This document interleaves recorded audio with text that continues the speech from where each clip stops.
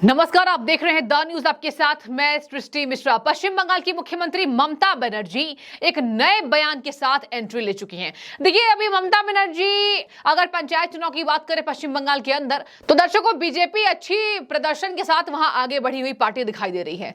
ममता बनर्जी की जीत भले हो गई, लेकिन ममता बनर्जी को शायद ये डर सता रहा है। इसी वजह से ममता ने ये नया बयान दे दिया, जहां ममता बनर्जी का नया ऐलान, बीजेपी अगर चाहेगी तो लोकसभा चुनाव दिसंबर या जनवरी में हो सकते। इस वक्त की बड़ी खबर आप देख रहे हैं, ममता बनर्जी का यह नया बयान सामने आया है, जहां उन्होंने कहा कि बीजेपी समय से पहले ही करा सकती है। बीजेपी ने सभी संस्थानों पर अपना कब्जा कर लिया है। पीएम मोदी पर, नरेंद्र मोदी पर उन्होंने निशाना साधा ममता बनर्जी ने। और ममता बनर्जी ने हाल ही में लगातार सुर्खियां बटोर रही हैं। जिस तरीके से बयान दिया कि ये लाल किले से आखिरी भाषण पीएम मोदी का है।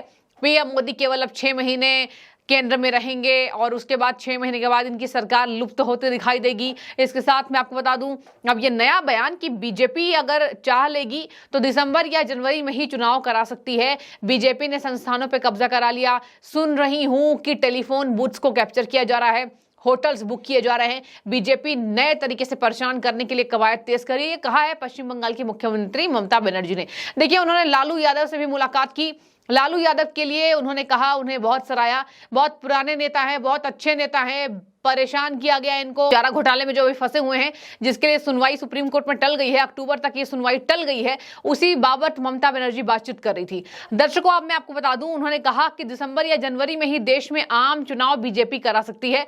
अब देखिए, कर्नाटक की बात कर ले, हिमाचल की बात कर ले, सब जगह निष्पक्ष चुनाव अगर हुआ है तो क्या बीजेपी ने वहां अपने तरीके से हथकंडे नहीं अपनाए? ये ममता को जवाब देना होगा। इसके साथ मैं आपको बता दूं, मुख्य आयुक्त के रूप में भारत के चुनाव आयुक्त का चयन करने वाली जो कमेटी का ऐलान हुआ, उसमें से सीजेआई को जो हटाया गया, उस पर भी ममता ने अपनी चुप्पी तोड़ी।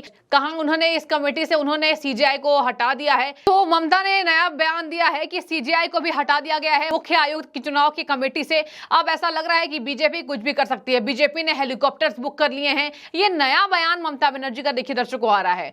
अभी भी लोकसभा चुनाव के लिए तारीखों का ऐलान नहीं हुआ है, लेकिन ममता बनर्जी पहले से ही तारीखों का ऐलान कर रही है, दिसंबर जनवरी बता रही है। इसके साथ मैं आपको बता दूं, उन्होंने कहा कि मैं बीजेपी को केंद्र से हटाने के लिए दम प्रयास कर रही हूं और मैं चाहती हूं सभी पार्टियां एक हो जाए। इसलिए मैं बार बार अलग अलग ऑपोजिशन के नेताओं से मिल रही हूं।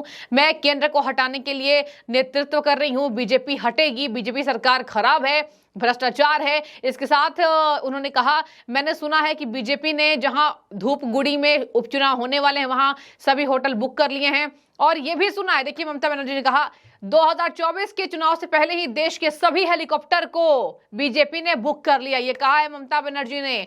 क्या इस बात में सच्चाई है? ममता बनर्जी खुद बेनकाब होती हुई नजर आएंगी।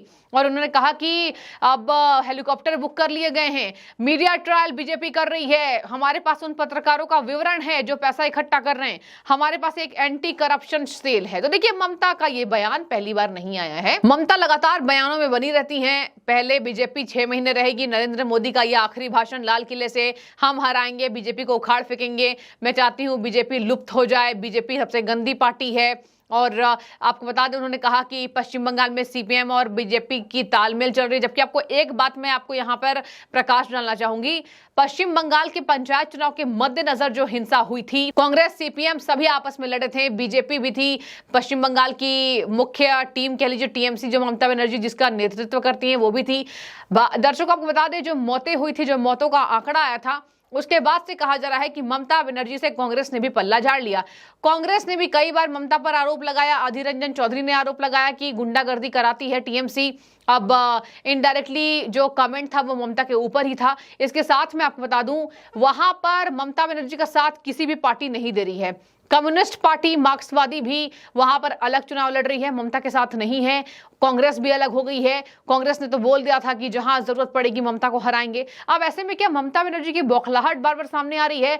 बीजेपी को लेकर वो बयान दे रही हैं। आगे मैं आपको बता दूं, उन्होंने मजदूरों की मौत की बात की, चंद्रयान की बात की। चंद्रयान पर तो बहुत दिलचस्प बात ममता ने कह दी। चंद्रयान के लिए कह रही हैं, हमारे पश्चिम बंगाल के इसमें 19 वैज्ञानिक थे, मैं उनको श्रेय देना चाहूंगी। अगर उनके पास समय है तो मैं उनसे मिलना चाहूंगी। चंद्रयान 3 की सॉफ्ट लैंडिंग और हार्ड लैंडिंग में देखने की कवायद तेज कर रही थी। देखिए, यहां भी कहा जा रहा है पीएम मोदी के साथ उनकी कितनी नफरत है, इस बातों की अस्पष्टता आपको इस बयान से हो जाएगा। देखिए, उन्होंने कहा कि मैं चंद्रयान 3 की सॉफ्ट लैंडिंग और हार्श लैंडिंग कैसे हो रही है वो देख रही थी। अचानक से एक व्यक्ति का चेहरा सामने आ जाता है, मैंने टीवी बंद कर दिया। टीवी बंद कर दिया एक व्यक्ति, वो व्यक्ति है नरेंद्र मोदी, जो लगातार सुर्खियों में बने थे, स्क्रीन पर बने थे। उस पर ममता बनर्जी ने निशाना साधा है कि एक व्यक्ति टीवी में लगातार बना हुआ था, इसकी वजह से मैंने टीवी बंद कर दिया। और चंद्रयान 3 की सफल लैंडिंग में मैं उन वैज्ञानिकों को श्रेय देना चाहूंगी। पश्चिम बंगाल के भी अत्यधिक वैज्ञानिक हैं। अब मैं आपको बता देती हूँ, बंगाल के मजदूर मणिपुर और गुजरात में मर रहे हैं, ये बयान दिया है। कह रही हैं बंगाल के मजदूर मणिपुर, यूपी, गुजरात में मर रहे हैं। क्यों भैया, क्यों मर रहे हैं? इसलिए ममता का कहना है क्योंकि उनको लालच दिया जा रहा है कि हम आपको ज्यादा पैसे देंगे, मजदूर वहां जाते हैं। मैं इसकी जांच करा रही हूं, हमारे 34 मजदूर पश्चिम बंगाल के मर गए हैं, हम जांच के लिए एजेंट को बुलाने जा रहे हैं। तो देखिए, यह बयान सामने दिया है ममता बनर्जी ने। केंद्रीय एजेंसियों की रेड पर बोली ममता बनर्जी की वहीं रेड हो रहा है जहां पर बीजेपी छापा मरवाना चाह रही है, विपक्ष के नेताओं को चाहती है कोई भी ना बचे मैदान में, केवल बीजेपी का हर राज्य में एक तरफा राज्य फैलता रहे। इसके साथ उन्होंने कहा, मैंने सुना है केंद्रीय एजेंसियां ईडी सीबीआई की रेड पर ममता ने आरोप लगाया, छापेमारी के दौरान कंप्यूटर में फाइलें जोड़ रही है भारतीय जनता पार्टी, ये करा रही है सीबीआई और ईडी से। ये ममता का आरोप है सीबीआई ईडी को लेकर। पहली बार नहीं है दर्शकों जब उन्होंने सरकारी एजेंसियों पर ऐसे निशाना साधा है, ये कई बार हो चुका। 24 के चुनाव से पहले भ्रष्टाचारी पर नकेल कसने की मोदी सरकार की कवायद तेज हो रही है और इधर ममता बनर्जी को बौखलाहट हो रही है। उन्होंने कहा, हमने एजेंसी के खिलाफ ही शिकायत दर्ज करा दी है, हमें पता चला है, हमारे पास भी विशेषज्ञ हैं। देखिए, ममता ने यहाँ यह भी कहा कि सीपीएम बीजेपी एक साथ इकट्ठा हो गए हैं और हिंसा में लगे हुए हैं। मैंने देखा है कि जादवपुर यूनिवर्सिटी के पास गोली मारो सालों को नारे गूंज रहे थे, मैंने तुरंत पुलिस से कार्रवाई कराई और ऐसे नारेबाजी लगाने वाले व्यक्तियों को गिरफ्तार कराया और गिरफ्तार करने का आदेश दिया। चंद्रयान को लेकर भी उन्होंने कहा, जो मैंने आपको बता दिया कि पीएम मोदी का चेहरा दिखाई दे रहा था, मुझे टीवी देखना बंद करना पड़ा। इससे पहले भी इंदिरा गांधी ने चांद पर लोगों को भेजा था। राकेश ने कहा था, सारे जहां से अच्छा हिंदुस्तान हमारा। राकेश जो पहली बार चंद्रमा पर गए थे। और देखिए, ममता बनर्जी ने लगातार कहा, इंदिरा गांधी का नाम लिया। तो देखिए, यहाँ पर चंद्रयान 3 की लैंडिंग के बाद से लगातार जवाहरलाल नेहरू को क्रेडिट देना, पीएम मोदी को नकारना, यह दिखा रहा है कि विपक्ष की ये बौखलाहट है, ये जनता कह रही है। आगे देखिए, ममता बनर्जी के बयान को अगर आप सजा कर देखें तो केवल एक मकसद ऐसा निकल रहा है कि ये जो गठबंधन है, ये गरजिया गठबंधन है, जो अमित शाह ने कह दिया। गरजिया गठबंधन मतलब गरज में बना हुआ गठबंधन, क्योंकि हमें जरूरत है, जबकि पार्टियां कोई भी एक नहीं है। कांग्रेस, समाजवादी पार्टी, आम आदमी पार्टी, सब अलग थलग, सब बिखरी हुई है। नीतीश अलग काम कर रहे हैं, लालू अलग काम कर रहे हैं, संयोजक पर लड़ाई हो रही है। तो देखिए, विपक्ष का बेनकाब हो रहा है।